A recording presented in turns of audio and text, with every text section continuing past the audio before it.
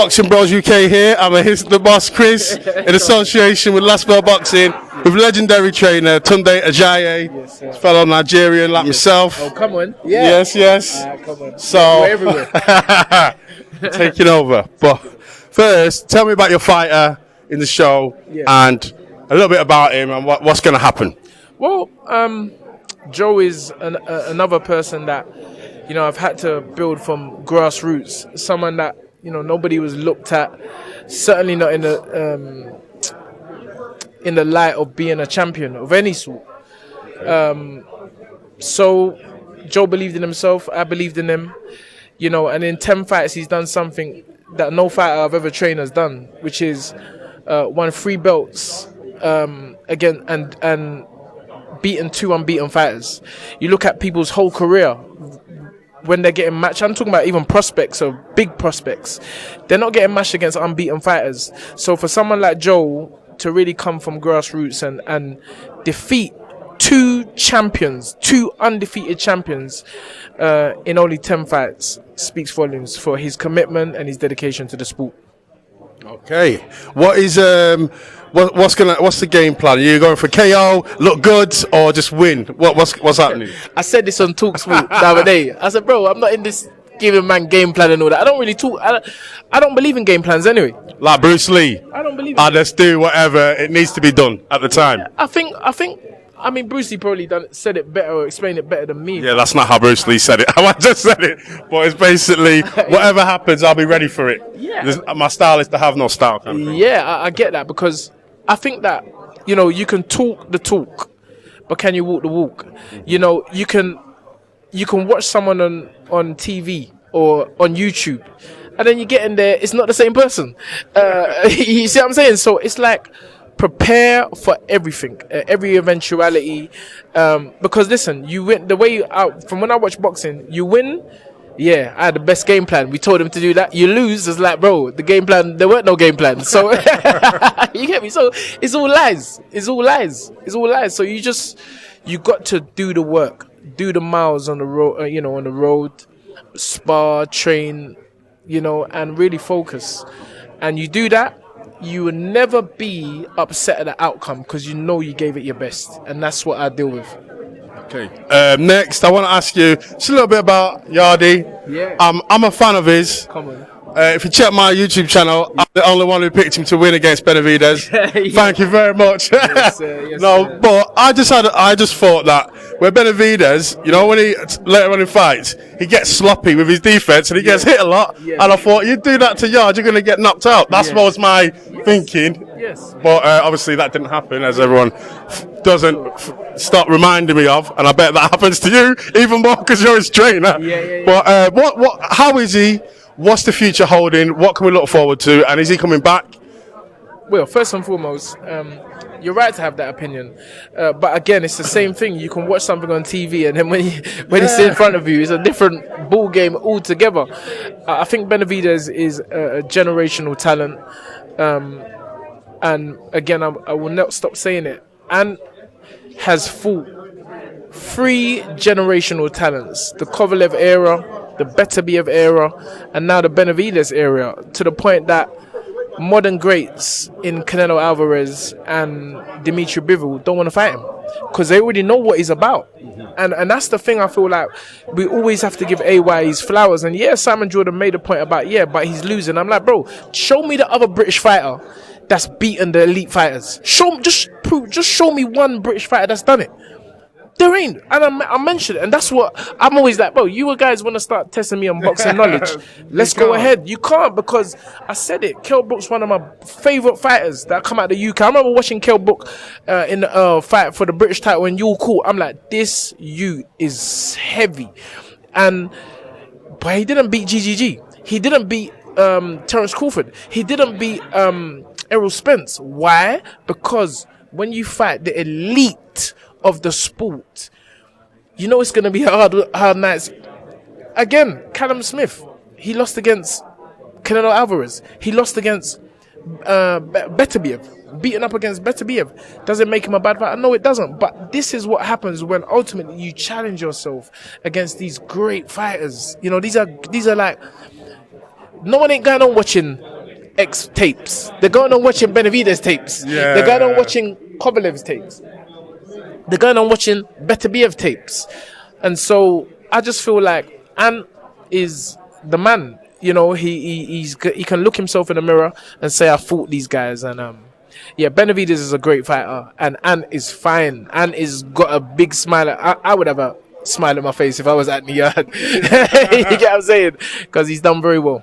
You mentioned before in a Talk Sport interview about potentially taking a Chris Billings fight, Billings Smith. Is that still an option for Yarde? Because he's a big old boy to move up to cruiserweight. Maybe let Jai Opetaia move up to heavyweight before he goes there. But but is that an option? You know the thing is, Ant will fight anyone. Oh, I know he would fight anyone. This is the thing, like, and Ant has always been a big light heavyweight from the beginning of his career.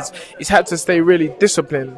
I'd never like to put words in anyone's mouth in regards to Ant Yard, because Ant would be on the phone to me saying, bro, what are you talking for me for? Like, bro, I can talk for myself. You understand what I'm saying? And he can. Ant has always been like that. Ant has ultimately always been the person who made the final decision.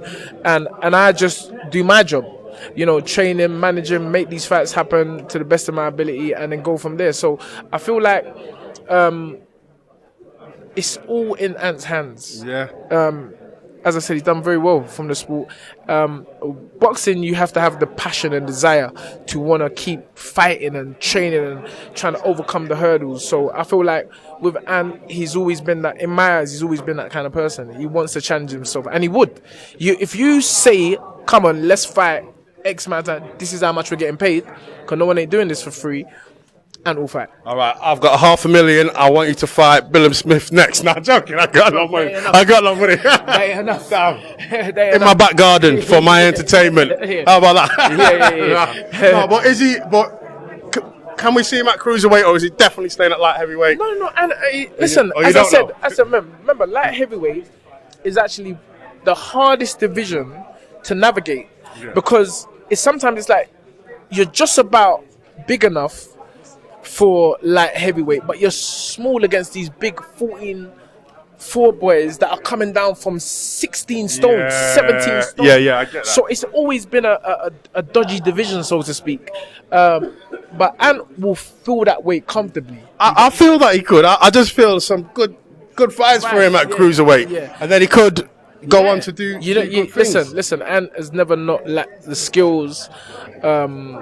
I just think that most of his judgment have come against the very best, and people,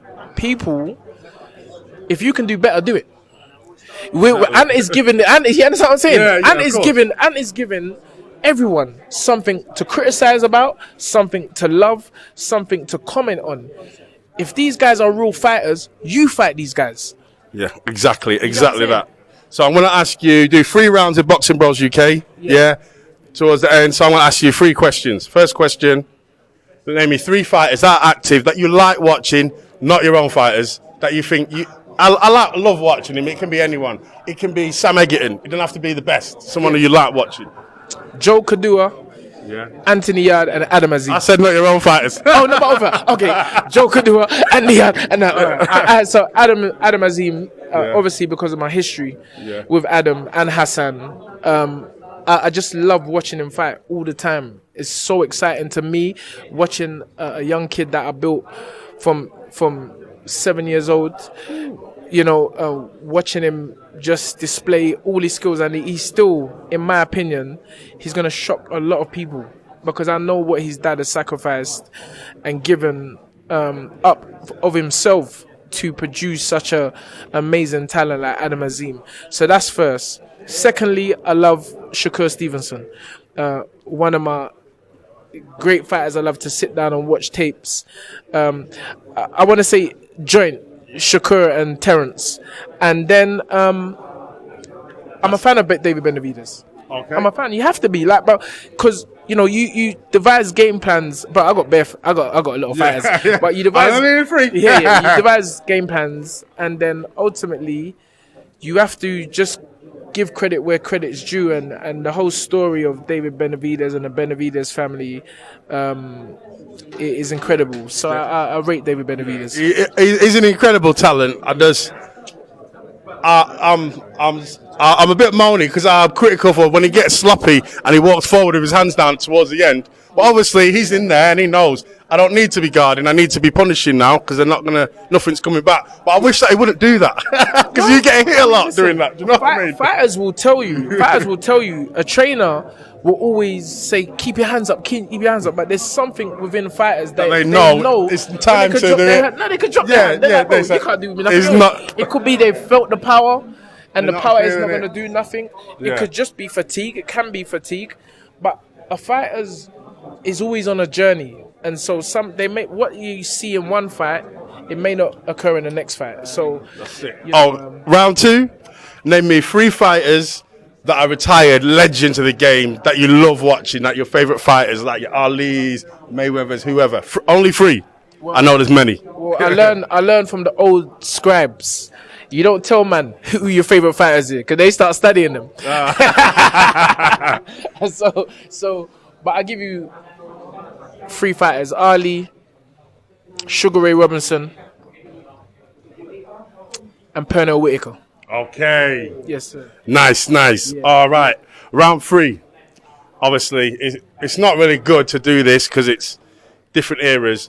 But do you think 10 out of 10 fights, Terence Crawford versus Mayweather, who wins the most fights out there if they had 10 fights? Well, it depends on what aspect you're looking at. You see, Prime Floyd, Pretty Boy Floyd, and then Prime Crawford at welterweight when he destroyed everyone. Nobody can test Prime Floyd. Nobody can test Prime Floyd.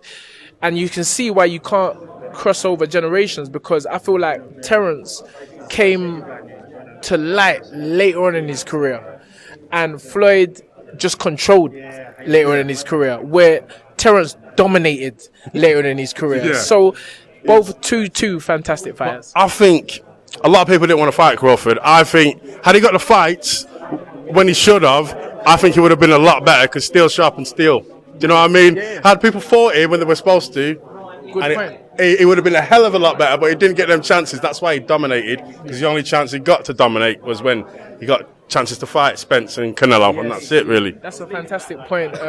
But this is boxing. Yeah. And life isn't fair. Tommy Hearns should have given Mike McCallum the shot. Hell yeah, of course he should have. You get what I'm saying? But Emmanuel was smart. Mr. Stewart, rest him soul, was smart. He ain't putting Tommy in with Mike McCallum. I had Mike McCallum on my show, and Mike McCallum said I used to bust up Tommy Hearns in sparring all the time. He started licking. His precise words, I used to lick him to the body and bust him up and say he don't want to do no more rounds. You get what I'm saying? So it's the thing we love about boxing. You can always, and that we hate as well. And that we hate, because you never see the fights. So see. Going back to Ann, this is why Ann at least gives the fans the fights they want to see. All right, thank you. It's been a pleasure with you interviewing you, Tundi.